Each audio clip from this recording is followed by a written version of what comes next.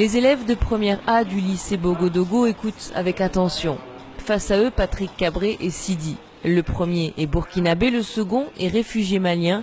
Tous deux, musiciens humanistes et engagés, ils ont décidé d'aller à la rencontre des jeunes dans les écoles. Cette rencontre a pour but de pouvoir les faire découvrir ce que peuvent vivre déjà les réfugiés au nord du Burkina Faso ou du monde, mais aussi dans le but de lutter contre l'extrémisme violent, en leur partageant aussi la culture d'autres contrées et en essayant aussi de les écouter.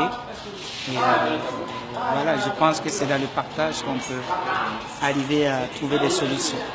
L'idée de ce projet est née en 2016. Cette année-là, Patrick Cabré se rend dans un des camps de réfugiés qui existent au nord du Burkina Faso.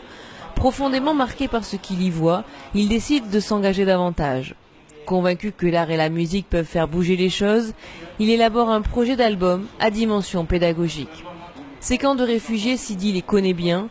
Il y a vécu dès 2012 lorsqu'il a dû fuir le Mali. Et quand il en parle aux élèves, c'est avec une certaine émotion. Vraiment vivre dans les camps, c'est vraiment être une vraie dame et un vrai homme pour vivre dans les camps. Voilà. Parce que vivre dans les camps, c'est tu apprends une autre vie qui vient d'ailleurs. Pour appuyer leurs propos, les deux artistes projettent un court film tourné dans les camps. Une réalité qui frappe, qui interpelle. Les élèves posent des questions, ils veulent comprendre. Beaucoup connaissaient l'existence des réfugiés dans le pays, mais ignoraient les conditions dans lesquelles ils vivent. Depuis la guerre au Mali, quand ils sont venus ici en 2012, j'en ai entendu parler, mais je ne savais pas que c'était un tel désastre.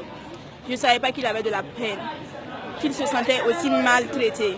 Je ne savais pas qu'ils avaient du mal à se nourrir. Au fait, les mots me manquent. C'est très touchant. Ce qui m'a marqué, c'est qu'on nous a appris à s'aimer la tolérance, à s'aimer et puis à faire la pénitence envers les autres et de s'accepter, de ne pas faire de ségrégation raciale. Combattre les a priori et les stigmatisations, c'est aussi l'un des objectifs. Une sensibilisation qui passe par l'implication des jeunes. Le professeur Yacouba Ouedraogo en est convaincu.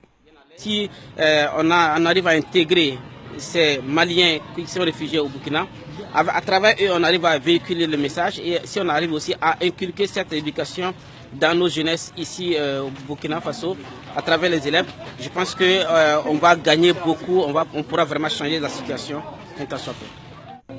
À l'issue des débats, les élèves ont droit à quelques morceaux en acoustique de l'album en préparation. 1 million de jeunes contre l'extrémisme violent, c'est l'espoir affiché par ce projet qui compte se déplacer dans plusieurs villes d'Afrique de l'Ouest.